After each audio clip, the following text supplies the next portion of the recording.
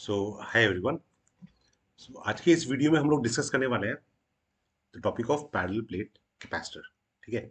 इससे पहले वाले वीडियो में हम लोगों ने देखा था कि what is a capacitor, what is the working principle of capacitor. ठीक है। और फिर मैंने ये भी बताया था कि कैपेसिटर अलग अलग टाइप्स के होते हैं, parallel plate capacitor, spherical capacitor, cylindrical capacitor. तो उसी में ये सबसे मतलब इजिएस्ट फॉर्म हो सकता है parallel plate capacitor. So as the name suggest parallel plate. अब ऑब्वियसली यहाँ पे कैपेसिटर में तो दो प्लेट होना है। ठीक है। तो पैरेलल प्लेट कैपेसिटर में ऐसे दो प्लेट हैं। तो यहाँ पे दिस इज वन प्लेट, ये एक प्लेट हो गया, दिस इज अनदर प्लेट। मतलब ये दोनों प्लेट ऐसे हैं। ठीक है, मैं टू डायमेंशन में ड्रॉ कर रहा हूँ बट प्लेट ऐसे हैं पैरेलल। ठीक है। तो ऑब्वियसली कैपेसिटर है तो इसमें चार्ज होगा। तो ऊपर वाले प्लेट में मार्क करते हैं पॉजिटिव चार्जेस, नीचे वाले प्लेट में equal amount of negative charges. ठीक है। प्लस सिग्मा हो गया surface charge density of the upper plate, minus sigma हो गया surface charge density of the lower plate. तो सरफेस चार्ज डेंसिटी दोनों प्लेट का सेम है। ठीक है। बट उसका मैग्नीट्यूड ऑपोजिट है। Okay. So sigma is the surface charge density, surface charge density. ठीक है। सरफेस चार्ज डेंसिटी का मतलब क्या होता है? Charge per unit surface area, charge per unit surface area. ठीक है। अच्छा, डी हो गया plate separation. D is the plate separation, distance between the plates.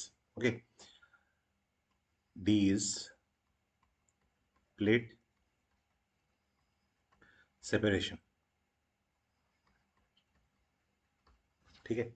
अच्छा, ये जो प्लेट सेपरेशन है ना, ये it is quite small in comparison to the size of the plates. ठीक है। मतलब जो डी है is very small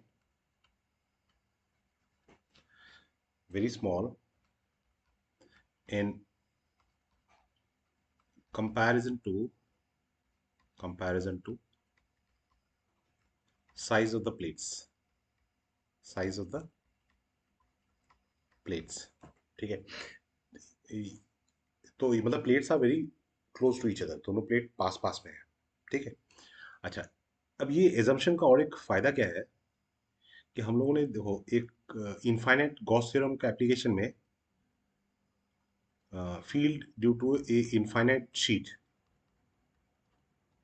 suppose positive charge है। ठीक है। तो field due to infinite sheet, हम एक शीट के एक साइड में चार्जेस है पॉजिटिव चार्ज, तो इलेक्ट्रिक फील्ड इस डायरेक्शन में होगा और उसका मैग्नीट्यूड होगा E is equal to sigma by two epsilon naught. ठीक है। तो ये जो रिजल्ट है ना, ये रिजल्ट हम लोग यहाँ पे यूज करने वाले हैं। ठीक है। तो ये इनफाइनाइट शीट का मतलब क्या है कि जो ऑब्वियसली साइज है वो बहुत ज़्यादा है comparison to the point of observation, distance of point of observation from the plate. तो सिमिलरली यहाँ पे डी प्लेट के साइज से बड़ा है, तो प्लेट का साइज डी के कंपैरिजन में बहुत बड़ा है। तो उस हिसाब से हम लोग एज्यूम कर सकते हैं कि वो इनफाइनाइट साइज का है। ठीक है। अच्छा, डी यूजुअली मतलब फ्यू मिलीमीटर्स होता है। ठीक है, फ्यू मिलीमीटर्स। अच्छा, अब डी प्लेट सेपरेशन हो गया और ए हो गया प्लेट एरिया। प्लेट एरिया मतलब ये प्लेट है ना ऐसे, तो ये जो एरिया है दिस इज ए। ठीक है। अच्छा, now see we can divide this region into three parts. This is region 1 above the two plates, region 2 between the two plates, and region 3 below the two plates. Okay. Acha. Now, as you can see in region 1, see let me take this, ये जो diagram है इसको दूसरे एक page में लेके जाता हूँ। यहाँ पे, ठीक है। अच्छा, यहाँ पे आ गया। तो यहाँ पे देखो, इस रीजन में above the plates, यहाँ पे देखो, पॉजिटिव चार्ज के लिए इलेक्ट्रिक फील्ड अपवर्ड डायरेक्शन होगा वे, और नेगेटिव चार्ज के लिए टूवर्ड्स होगा, तो डाउनवर्ड होगा। मतलब ये जो पॉजिटिव चार्ज है इसके लिए इलेक्ट्रिक फील्ड ऊपर की तरफ होगा, और ये जो लोअर प्लेट में नेगेटिव चार्ज है उसके लिए इलेक्ट्रिक फील्ड नीचे की डायरेक्शन होगा, ठीक है। अब ऑलरेडी वी नो कि जो इलेक्ट्रिक फील्ड का मैग्नीट्यूड है equal to sigma by two epsilon naught. तो इसका मतलब यहाँ पे जो in region one net electric field जो होगा वो sigma by two epsilon naught minus sigma by two epsilon naught, because both the fields are in opposite direction, so this is equal to zero. Okay, now similarly in region three में भी अगर देखेंगे, यहाँ पे एक point ले लेते हैं, तो निगेटिव चार्ज के लिए इलेक्ट्रिक फील्ड टूवर्ड्स होगा, ई नेगेटिव, और ये जो पॉजिटिव चार्ज है इसके लिए इलेक्ट्रिक फील्ड अवे होगा, E positive. So again the electric fields are in opposite direction, so in region three also E is zero, resultant electric field is zero. Okay, so that means in the outer region there is no electric field. Okay, in the outer region, the net electric field is zero. Okay, so now what is the electric field in region 2, that is in between the plates? Electric field uh, between the plates मतलब कहाँ पे? इन reason 2 क्या होगा? Reason 2 में देखोगे, यहाँ पे reason 2 मतलब बिटवीन द प्लेट्स, यहाँ पे तो ये पॉजिटिव चार्ज के लिए, जो पॉजिटिव चार्ज है इसके लिए इलेक्ट्रिक फील्ड अवे होगा, ठीक है, ई पॉजिटिव। और ये जो नेगेटिव चार्ज है इसके लिए तो टूवर्ड्स होगा, तो डाउनवर्ड ही होगा। तो यहाँ पे दोनों फील्ड जो सेम डायरेक्शन में है, तो इसका मतलब जो रिजल्टेंट फील्ड होगा ई, वो कितना हो जाएगा? Sigma by two epsilon naught plus sigma by two epsilon naught, both the fields are in same direction, so कितना हो गया? सिग्मा बाई एप्सिलॉन नॉट, ठीक है। तो in the region between the two fields, two plates, in the region between the plates,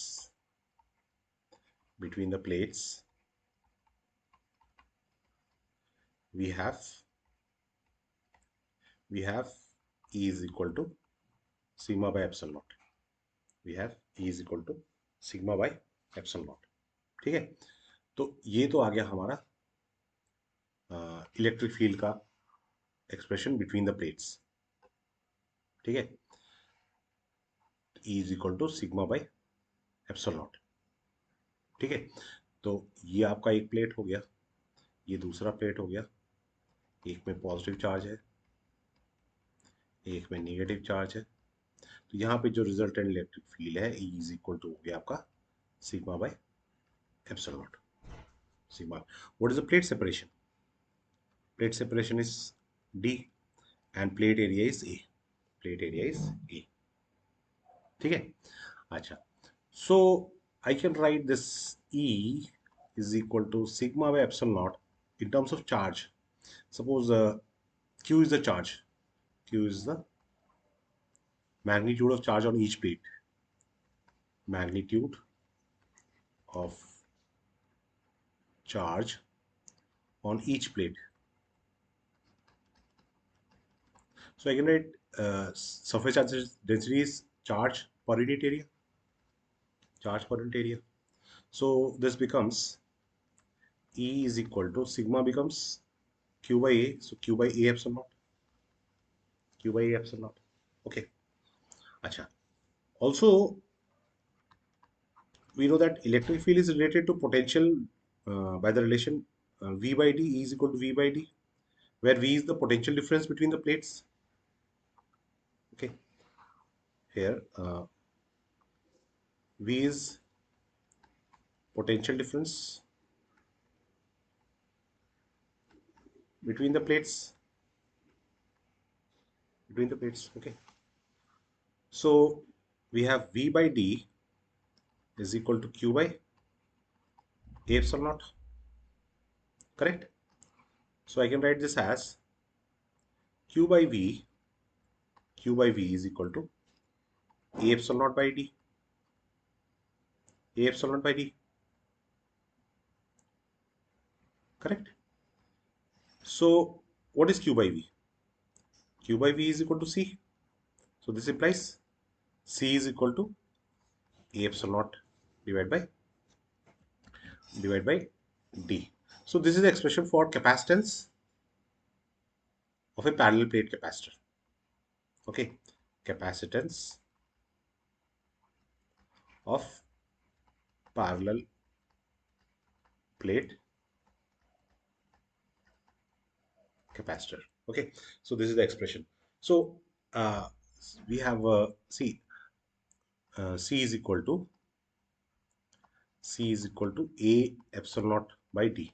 Okay, now previously we have already seen that in the relation Q is equal to Q proportional to V, Q is equal to CV. So this C was the proportionality constant, and C was dependent on dimensions and the nature of medium. So here you see that C, it depends on A, C depends on D, and C also depends on epsilon naught. That means the nature of medium. Okay, so here A and D are related to dimensions of the plates, that is area and plate separation. Okay, and this is related to the medium, permittivity of free space. Okay, if medium changes, the nature of the insulating medium changes, epsilon naught will change. Okay, so C is dependent on all those factors. So this is the expression for capacitance of a parallel plate capacitor. Okay, so here we have um, taken this epsilon naught means permittivity of free space. So we have air medium or free space between the plates. Okay, but what will happen if a dielectric is inserted? Okay, so next we will see effect of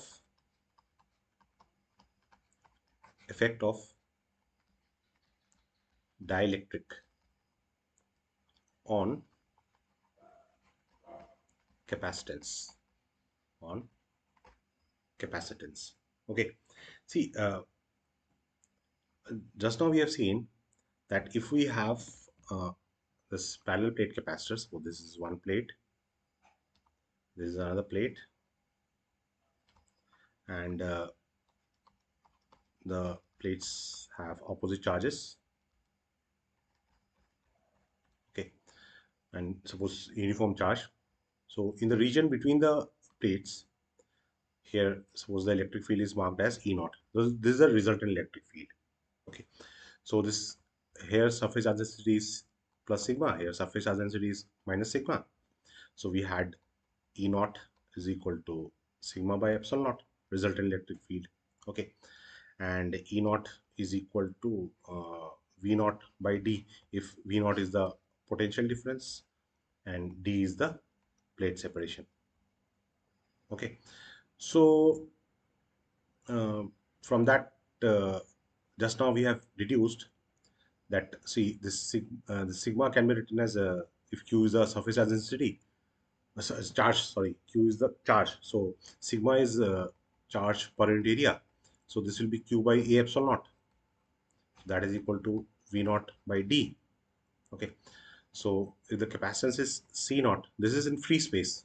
Okay, so here all these quantities are in free space, E naught, E naught, V naught, C naught.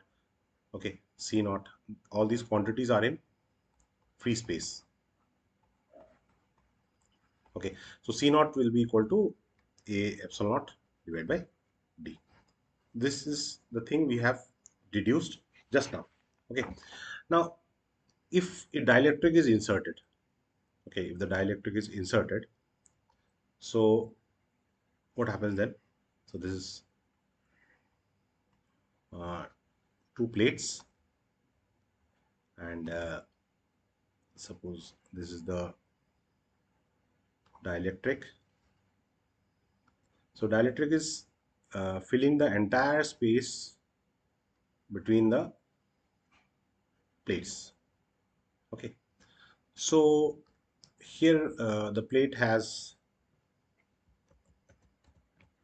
charge. Suppose this plate, left that plate is having positive charge. Okay, so here we have negative charges. So the dielectric will undergo this induction, and the dielectric, the this end. Okay, let me enlarge this a bit. So this is one plate, this is another plate. Okay, suppose this is the dielectric, this is the dielectric. So basically, see here, dielectric is occupying the entire space, but to show that the plate and dielectric they are separate, so I'm showing some space between them. But actually यहाँ पे क्या हो रहा है, dielectric पूरा space occupy कर रहा है, कुछ स्पेस छोड़ा नहीं है. ठीक है, तो अब प्लेट में चार्ज मार्क कर देते हैं. प्लेट में, इस प्लेट में पॉजिटिव चार्ज है. ठीक है, यहाँ पे इस प्लेट में नेगेटिव चार्ज है. द डायलेक्ट्रिक में क्या होगा, यहाँ पे पॉजिटिव इलेक्ट्रोस्टैटिक इंडक्शन होगा. तो डायलेक्ट्रिक में जो चार्जेस आएंगे वो क्या आएंगे, इस साइड में नेगेटिव चार्ज आएगा और यहाँ पे पॉजिटिव चार्ज. ठीक है, तो अब देखो, यहाँ पे जो चार्ज था वो प्लेट में प्लस सिग्मा था, यहाँ पे माइनस सिग्मा था. ठीक है, डाइलेक्ट्रिक में जो चार्ज आया ड्यू टू पोलराइजेशन, ठीक है, वो यहाँ पे आया माइनस सिग्मा पी, और इस साइड आया प्लस सिग्मा पी. ठीक है, सिग्मा पी जो आया that is the charge density due to polarization, due to polarization. ठीक है, वो डाइलेक्ट्रिक में आ रहा है वो चार्ज. ठीक है, तो जो इलेक्ट्रिक फील्ड होगा, अब देखो आपका एक्सटर्नल इलेक्ट्रिक फील्ड जो है ड्यू टू दिस सिग्मा, वो इलेक्ट्रिक फील्ड का डायरेक्शन क्या होगा, वो आपका from positive plate to negative plate, मतलब it is in this direction, it is in this direction. ठीक है, तो वो इलेक्ट्रिक फील्ड हो जाएगा E is equal to sigma by epsilon naught. ठीक है, और सिग्मा पी के वजह से जो इलेक्ट्रिक फील्ड आ रहा है वो तो इस ऑपोजिट डायरेक्शन होगा. This is EP, electric field due to polarization. ठीक है, तो वो इस डायरेक्शन में होगा और उसका value EP is equal to sigma P by epsilon naught, sigma P by epsilon naught. ठीक है, तो अब ये दोनों फील्ड तो ऑपोजिट डायरेक्शन में है. ठीक है, तो इलेक्ट्रिक फील्ड, रिजल्टेंट फील्ड कितना होगा, resultant field inside the dielectric, resultant field inside dielectric, वो इन दोनों का डिफरेंस होगा क्योंकि दोनों ऑपोजिट डायरेक्शन में है. So E is equal to sigma minus sigma P by epsilon naught. Okay, ये हो गया रिजल्टेंट फील्ड. ठीक है, आगे चलते हैं. अच्छा, V, if V is the potential difference, if V is the potential difference, ठीक है, यहाँ पे अगर जो डिस्टेंस है वो D है, पोटेंशियल डिफरेंस है V, तो E V और D के बीच में क्या रिलेशन होगा, E is equal to V by D होता है. we know that we know that E is equal to V by D. So I can write, this implies V is equal to E into D, V is equal to E into D. ठीक है, अब E क्या है, E तो हमारे पास resultant field जो था sigma minus sigma P by epsilon not. So I can right V, therefore we have V is equal to sigma minus sigma p by epsilon naught into D. Okay, into D. Now see, for for dielectric, for linear dielectric, linear linear dielectric का मतलब क्या है कि उसका same electrical properties in all directions, same electrical properties in all directions. तो देखो, जो sigma minus sigma p, sigma minus sigma p, this is sigma is the surface charge density जो एक्सटर्नल प्लेट में था, sigma P is the electric surface charge density due to polarization. This is equal to sigma by k, where k is the dielectric constant, where k is the dielectric constant, k is the dielectric constant। ठीक है, एक second यार, light चला गया, थोड़ा मैं light को on कर देता हूँ।